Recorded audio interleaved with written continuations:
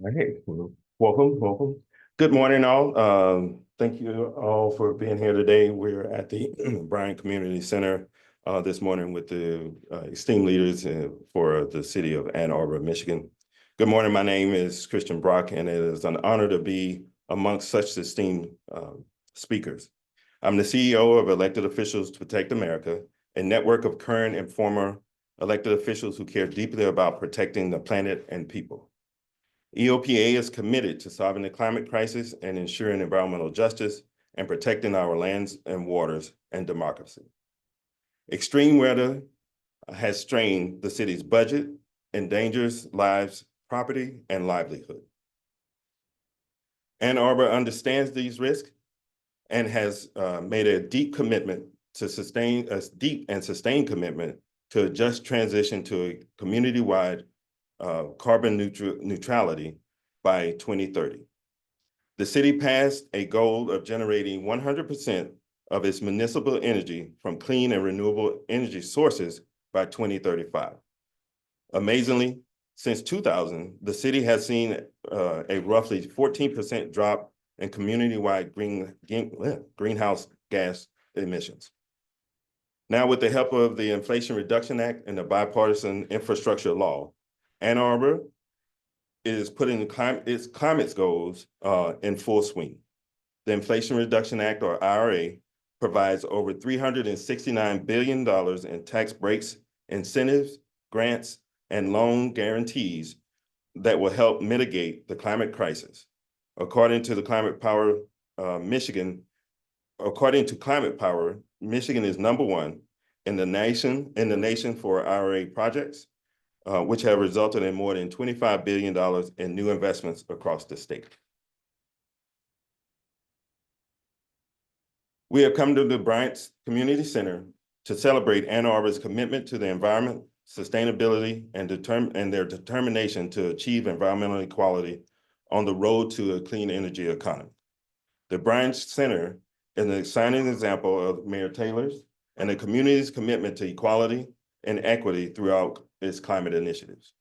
Everyone has the right to breathe fresh air, grow up in an energy secure America, and these are the principles or the credo of the city of Ann Arbor. It is my great honor and privilege to introduce our speakers today, starting with Mr. Derrick Miller, the Executive Director of the Community Center Network. Derrick? Thank you, Christian. I'm Derrick Miller, Executive Director of Community Action Network that manages Bryant Community Center, as well as 6 other community centers in under-resourced neighborhoods throughout Washtenaw County. About 3 years ago, the City of Ann Arbor's Office of Sustainability and Innovations had approached Community Action Network about what felt like a wild idea at the time of creating our first ever under-resourced neighborhood in America that is going to be carbon neutral. And then you fast forward a few years and the passage of the Inflation Reduction Act, what felt like an audacious plan felt actually a lot more achievable. And then you fast forward to today, and what felt achievable is now destined to occur. We've now secured enough funding to initiate a widespread decarbonization of the Bryant neighborhood. More specifically, funding that has allowed us to do energy efficiency work, things like insulation, electrical upgrades, panel upgrades, switching over gas appliances over to electric, but also tackling emergency issues along the way, things like drainage issues that plague this neighborhood, as well as roof issues and electrical issues as well. And then you fast forward a little bit more, and securing in some additional funding for us to essentially be able to take the next step and help address one of the biggest issues that we have, which is the energy burden here in Michigan, but specifically in this neighborhood as well. The cost of utilities is quite substantial, and we've secured funding to help solarize many of the homes in this neighborhood as well to help offset not only that issue, but also to address the cost of switching over to electric. And then our last challenge was ultimately, what do we do about heating and cooling, as all this neighborhood is on furnaces powered by gas. And then, fortunately, we were able to, through the City of Ann Arbor, secured a planning grant through the Department of Energy to now be able to create a regional geothermal district in this particular community as well. And so we quite literally have all the key ingredients to fully decarbonize the Bryant neighborhood. Quite frankly, through this process and through this work, we came across a lot of challenges and many instances in which, frankly, these families, these homes were quite frankly killing the residents. We came across gas leaks, drainage issues that were creating black mold in the homes, as well as a lot of other challenges as well.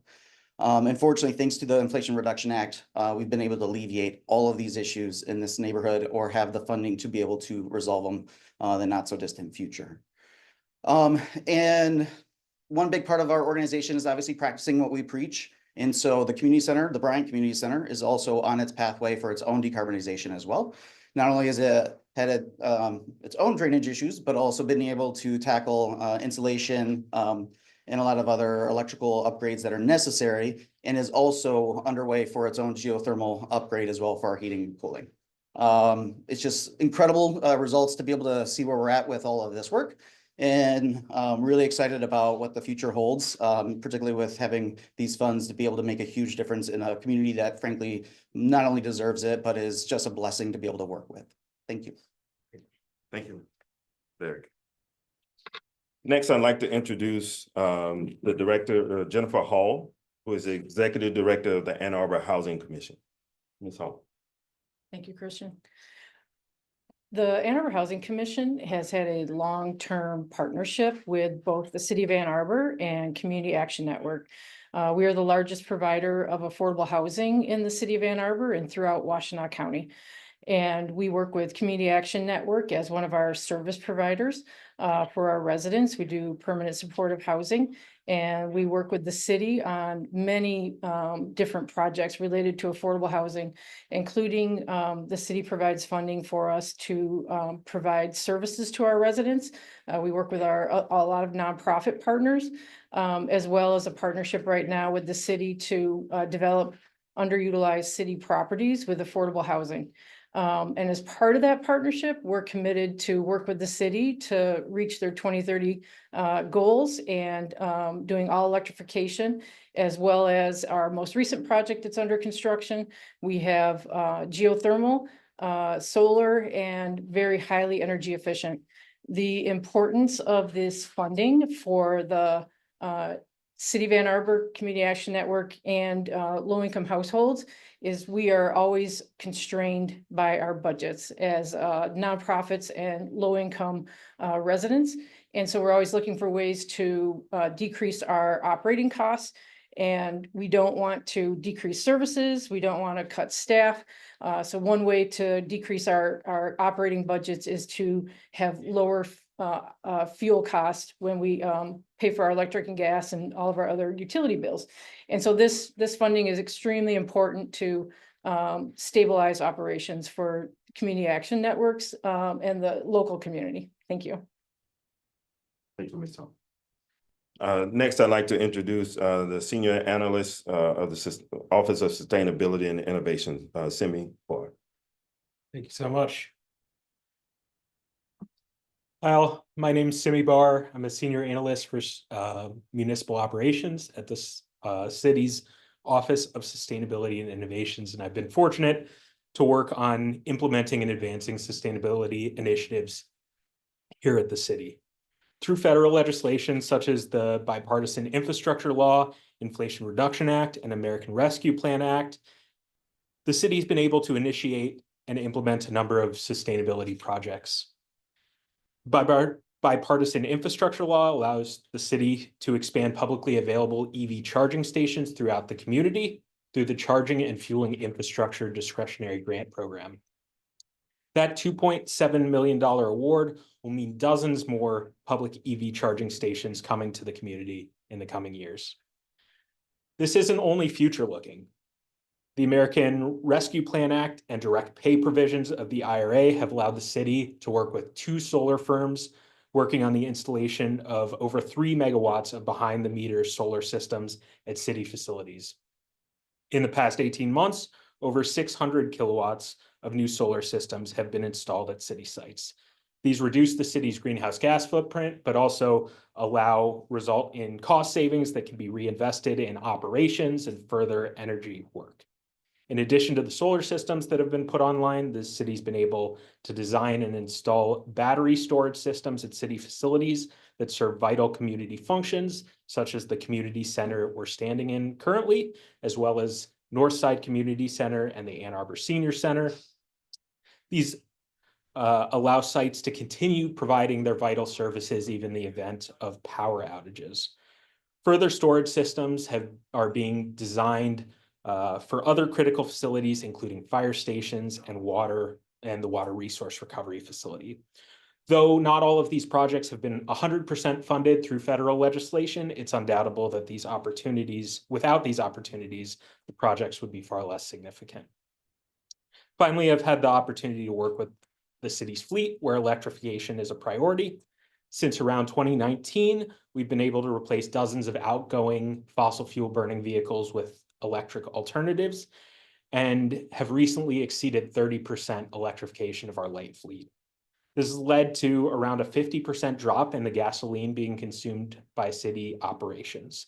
We've also been able to put our first heavy electric truck operating on the streets of Ann Arbor and have more on the way, which are also partially funded through state and federal funding opportunities. The IRA has allowed the city to submit for direct pay for some of these vehicles and projects, which allows us to reinvest into further energy and sustainability projects. So I've been fortunate to be able to work on these projects and to share them with the community.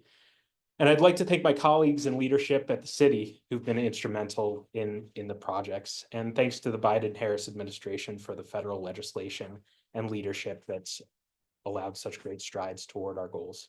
Thanks. Thank you, Tim. So as you can see, the city of Ann Arbor, I mean, you guys are just rock stars.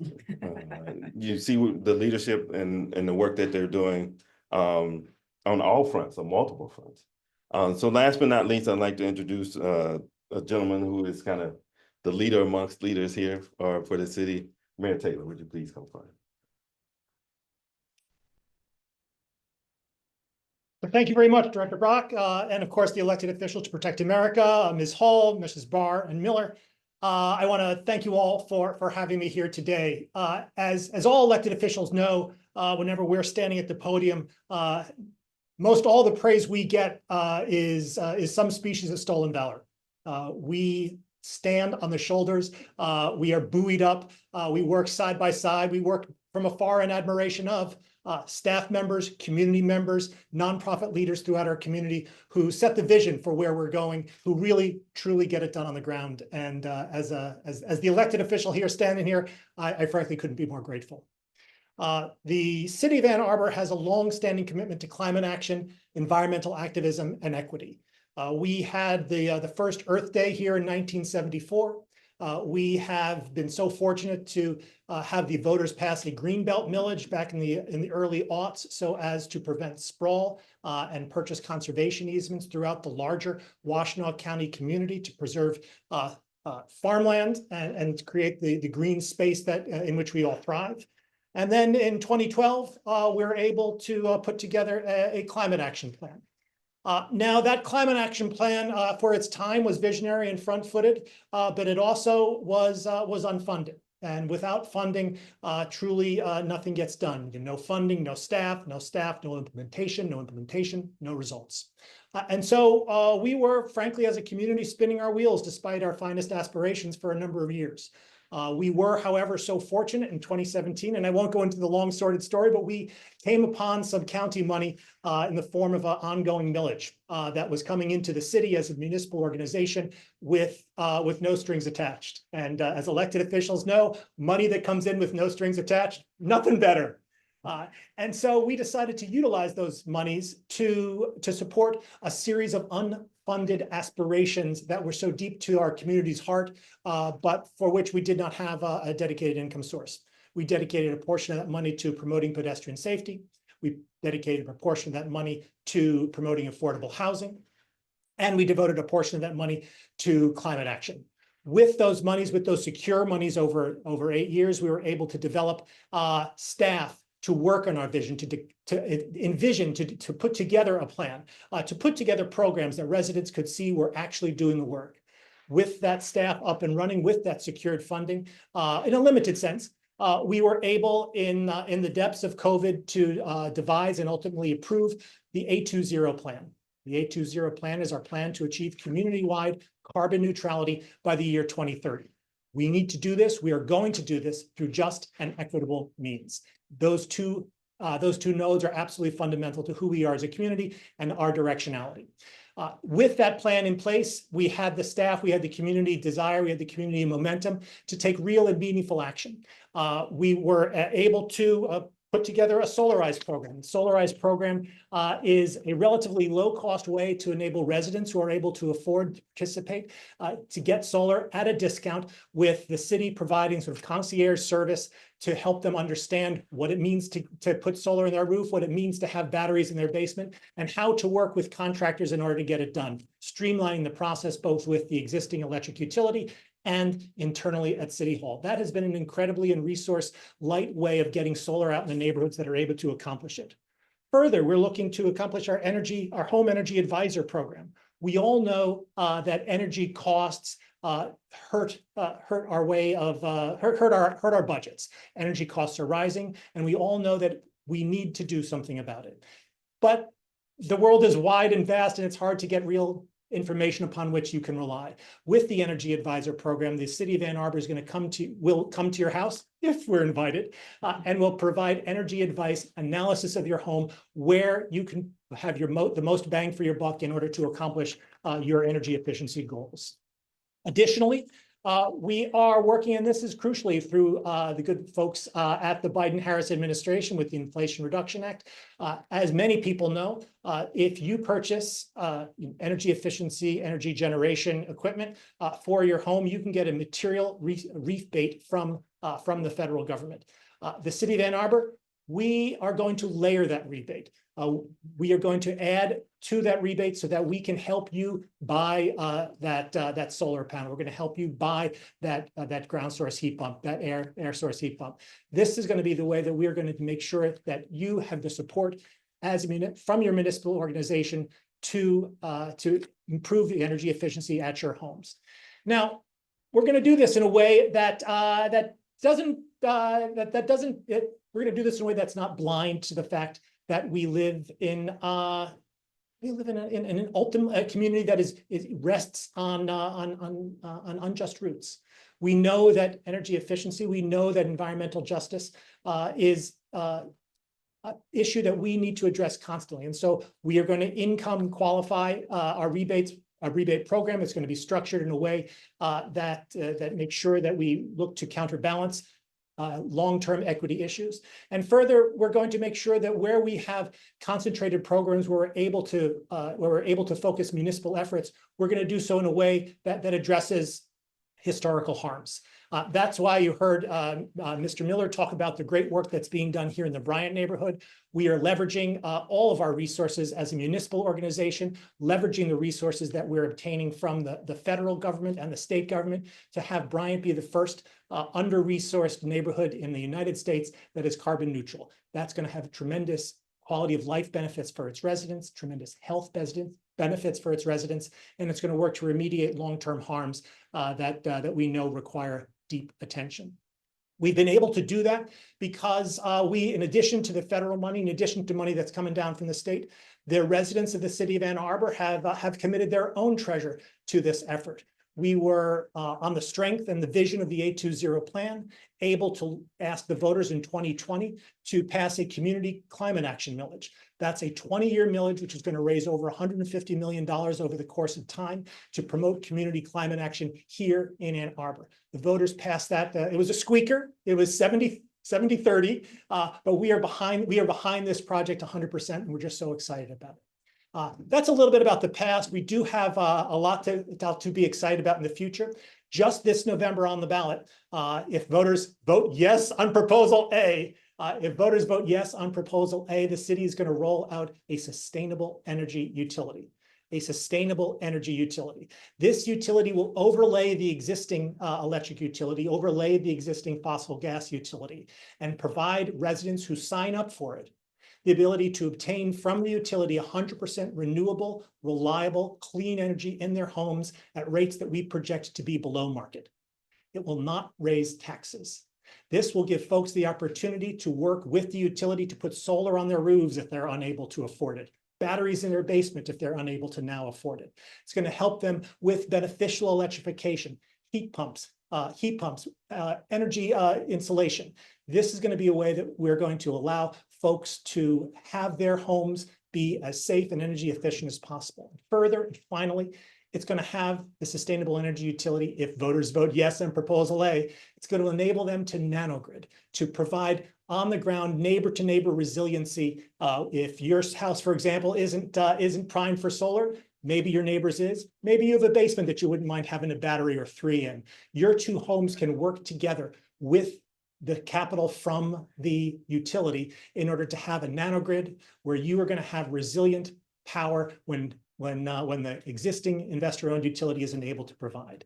This sustainable energy utility is going to work in the Bryant neighborhood, in connection with district geothermal and connection with the solar panels that we're in the business of providing, to be able to provide residents who sign up for it the ability to get this below market energy efficiency, energy resiliency future that they deserve. It's an incredibly exciting opportunity. It's an example of the great and visionary work done by our city staff, done by our community members to advance Ann Arbor to a place where we can truly accomplish our goal of community-wide carbon neutrality by 2030 through just and equitable means. And I personally all in, and so many in are with me, and we couldn't be more excited. So I'm so grateful for this opportunity to talk a little bit about what we're doing here in Ann Arbor, and encourage everyone to jump on in. Thanks so much. Thanks. Thank you, Mr. Mayor. Thank you. And again, thank all the esteemed speakers that we've had here today. We'll take a few minutes to take a few questions. I think we have a few members online. Ann Arbor has made a bold commitment to community-wide carbon neutrality by 2030. Have the federal grants been able to keep you on schedule? The federal grants and the federal grants, the federal momentum is absolutely instrumental to us getting there. We, as a municipal organization, were able to purchase $11 million worth of solar panels through the American Rescue Plan and the Inflation Reduction Act to take so much of our energy and throw it into solar. Further, we are able to use the existing Inflation Reduction Act energy efficiency and beneficial electrification rebates and layer Ann Arbor's own rebate program on top of that to accelerate adoption here within the community. The American Rescue Plan and the other great and good work done by the Department of Energy and the Biden-Harris administration are absolutely critical to our accomplishing our goals. How did you decide that the Bryant Community Center was a project that you needed to go all in on and apply for the federal funding? Sure. Yeah. So with the Bryant Community Center, we've actually had a long established relationship with the city of Ann Arbor, doing work here in the Bryant Community Center for a little over 16 years at this point. For those that were around at that time and see it today, it has truly transformed. And one of our next stages is obviously making a lot of that transformation within the community itself. And very in the early days of the formation of the 820 agreement, equity was at the forefront of that process. And myself, working with Dr. Stoltz, who runs the City of Ann Arbor's Office of Sustainability and Innovations, met about 3 years ago to have that conversation and trying to figure out a neighborhood that would make sense for us to try to accomplish this goal. And this particular neighborhood was also selected because of its inherent complexity. We wanted something that had transferable results that can apply to other communities, because the point is not to just stop here. It's to have these lessons learned and being able to have those transformations throughout all of Washtenaw County and City of Ann Arbor, of course. And so that has been a big part of that whole process. So for example, this particular neighborhood is roughly half home-owned and half rented. So you're working with homeowners as well as landlords and tenants and the inherent complexities that happen with that. It's also 262 houses that are all individually owned on top of that. And so that creates a lot more touch points in which working with families, having complex work in their household. The last important part was frankly just about relationships and having that trust of the community to be able to do this transformational work in their homes. And it is a big ask, and we understood that. But fortunately, and through certainly a lot of our established relationships, fantastic staff as well. Our Director of Community Outreach, Crystal Stewart, helps steer a lot of our work around sustainability. And Faiza Nabil, she's one of our directors here at the community center, working with our food programs as well. And they're also both members of the community. And so we just know that we have everything to be successful in making this happen, even though the aspirations are pretty wild. Are the energy efficiency upgrades available to all residents, and how much are they? Can you repeat the question one more time? Are the energy efficiency upgrades available to all residents, and how much are they? Yes. So we have a big part of this is essentially braiding together a variety of resources to make all of it happen. Because reality is there's no silver bullet. So for example, Community Action Network kind of exemplifies the private-public partnership and why it's been successful in making this work happen. So for example, Community Action Network has secured $1.775 million through Michigan State Housing Development Authority, which is pass-through funds from the Inflation Reduction Act to do the energy efficiency work, things like insulation, electrification of appliances, panel upgrades, but also tackling emergency repairs, things like the drainage issues that I mentioned before, roof issues, electrical issues, all of which we've come across throughout this neighborhood. And then stacking with that, the city of Ann Arbor secured $3.1 million through the Michigan Public Service Commission to do some additional energy efficiency work, but also that particular source of funding allows for solar and batteries as well, which is another key ingredient for us to be successful. And then the city also secured another $5 million for solar throughout this community. And we are very close to a point to have enough funding to actually not only work with every home, but to make it across the finish line for the community to be carbon neutral. The last key ingredient is the creation of a regional geothermal district to address the heating and cooling in this particular neighborhood. So then when you break it down for each particular house, it frankly varies wildly in terms of the cost. For everything up to not including the geothermal, we've had houses that it took about $14,000 to get across that finish line. On average, I would say we're landing in the $30,000 to $40,000 range in order to not only have the full electrification, but also with the solar included. And then the worst case scenarios where quality of life concerns are paramount, things like the drainage and mold issues and issues with leaky roofs and things like that, we're looking around more in the $50,000 range. We all know Michigan is the car capital of America. How are you transitioning Ann Arbor to EVs with the help of the IRA and the BIL funding?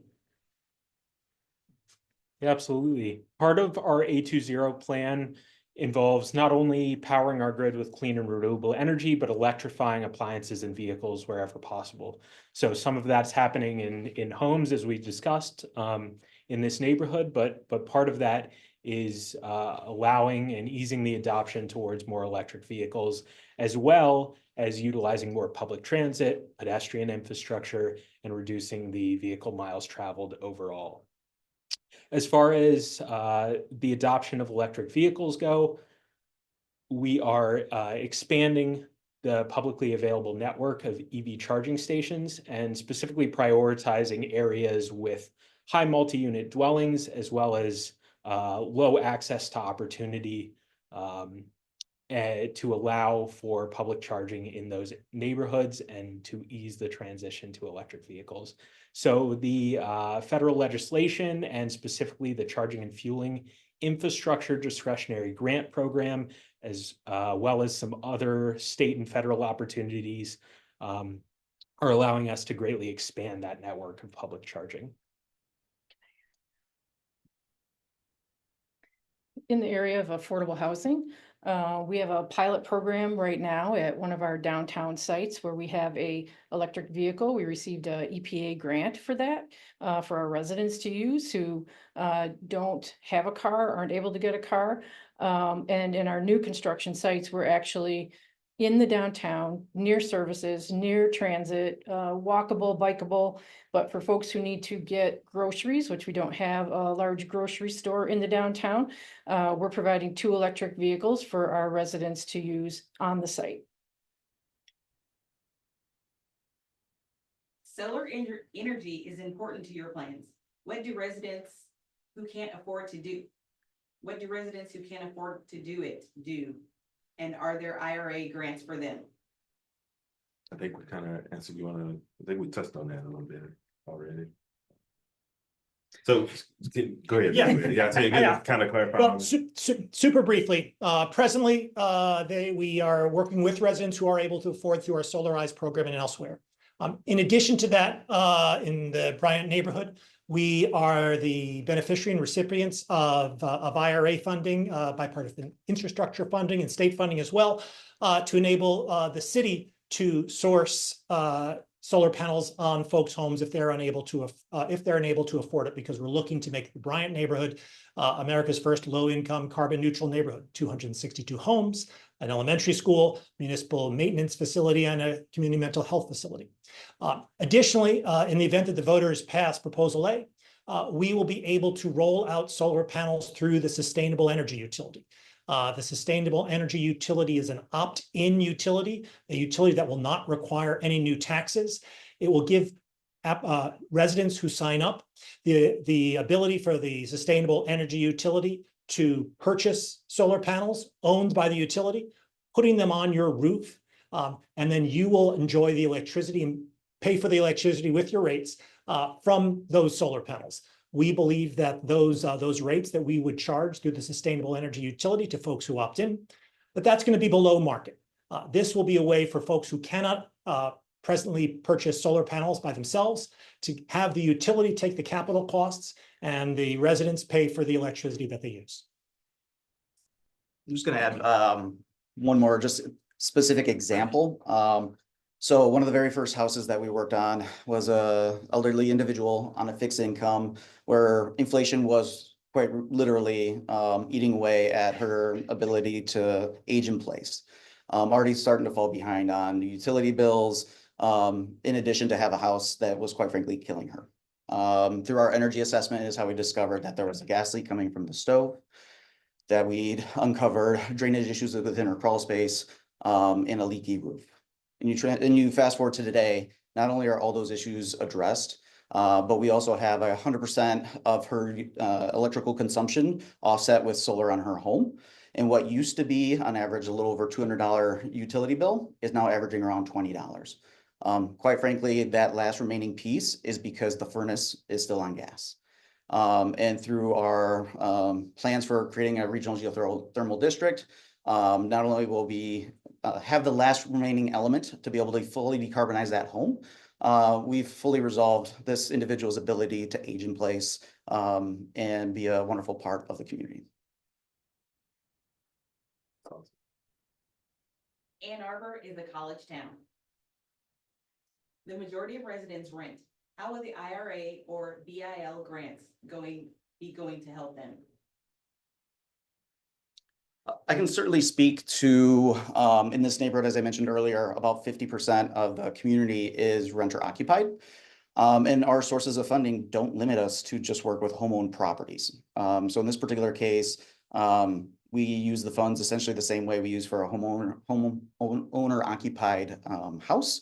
And so, I believe the policymakers understood that this is obviously going to be a key element to fully decarbonize our community, and structure their programs and funding to allow for flexibility in working with renter occupied properties. I guess I'll also add that that these rebates are owner and resident agnostic. That is to say, if you purchase energy efficiency infrastructure, if you purchase energy generation infrastructure, you qualify for the rebates. So if you're a landlord and you have a new roof and you buy solar panels, those solar panels are going to get you, you're going to be able to obtain the Inflation Reduction Act rebate through that source. Additionally, in the event that the city does indeed stand up a sustainable energy utility, we're going to work with all property owners. We've been focusing on residential, but multifamily and commercial property owners are also going to be able to take advantage to utilize the sustainable energy utility to obtain 100% renewable energy at what we believe to be below market prices. That's going to be accomplished in through incentives, through the utility itself purchasing the capital and equipment. The utility will be able to work with multifamily with owners of multifamily structures for energy efficiency work, for beneficial electrification, for the SEU purchasing heat pumps and induction stoves and the like, and working with property owners to roll out those beneficial electric appliances. And that's going to be, like I said, owner resident agnostic. If you own property that's commercial, residential, rental, you'll be able to take advantage of the programs. What remains the biggest challenge for the city to reach your climate goals? Biggest challenge. Funding, quite frankly, and a government that really truly understands the urgency of what needs to happen and puts the resources behind it. And we've certainly seen a tremendous amount of impact, but there is still a lot to occur. But here alone, we're demonstrating that it is actually possible, so long as we have the political willpower to do so and the funding to back it. I guess I'll also layer on top of that, nothing happens without funding. And so that's question one. But no funding occurs without political will, without momentum, without vision. We have a status quo that isn't working in the long term, that won't work in the long term. We in Ann Arbor and so many people throughout the country are understanding that we need to change, that we need beneficial disruption, and we're committed to doing it. We have systems that were built over decades and longer, and it's going to take some time to improve them. It's going to take some time to optimize them for everyone. But I believe that here in Ann Arbor, we have that vision and commitment, and you see it throughout the country growing and growing. And so the past is our biggest challenge, and the future is our biggest opportunity. And I just couldn't be more pleased and proud to be mayor of Ann Arbor, a place where we recognize that and are committed to doing it. Are you optimistic that other cities will look to Ann Arbor and want to adopt your climate change policies? And are you advising any of them now? I can jump on that one. Sure. They already are. So there's been a lot of attention, both nationally, but even globally. For example, Ann Arbor's sister city, Tübingen, Germany, actually made their visit here just a couple months ago to take a look at all the sustainability work that we're doing as well. Admittedly, Germany and Tübingen is further ahead, having a fully geothermal framework for their entire city, something that we're certainly aspiring to try to replicate as much as possible. But we've also had a lot of attention from a lot of other small and large municipalities curious about our work, given that everybody understands it's complex, but it is possible. You want to talk about the BDC? Oh, sure. We're going to be getting some even bigger attention. Just confirmed yesterday that BBC is actually going to be doing a segment on our sustainability work in this neighborhood in the broader context of the city of Ann Arbor sustainability work as well. Like I said, rock stars.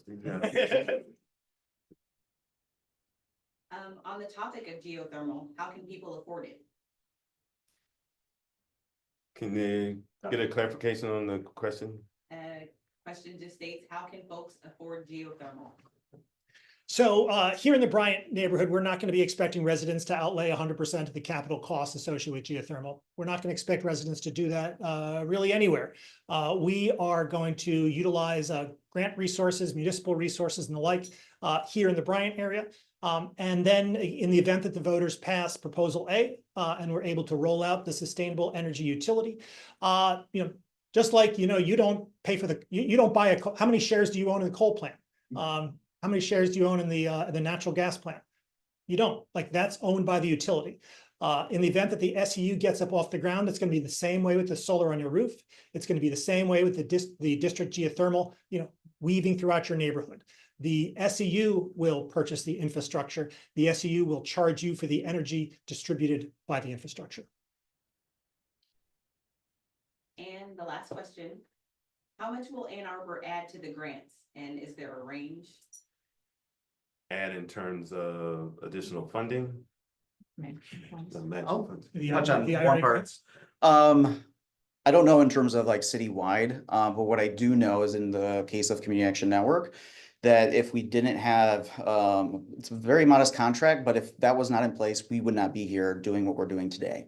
The reality is between the city of Ann Arbor and the McKnight Foundation, were the two first key ingredients for us to get this project even thought of, planned out, getting the energy assessments done so that we can actually have the data to demonstrate what we need to do in these homes to then tap into the much bigger funding pools that exist out there, thanks in large part to the Inflation Reduction Act. So in terms of this neighborhood, so far secured, we're looking at a little over 10 million as a result of a $75,000 annual contract with the city of Ann Arbor, which I would argue is a really good return on investment. I'd agree. Well, thank you all. Thank you for the questions. And again, thank you all for taking your time today to talk to us about the great work that you're doing here in Ann Arbor and how that is being spread globally as an example of what can be done when the investment and political will is there. So thank you all for joining us today. That concludes our press conference. Thank you.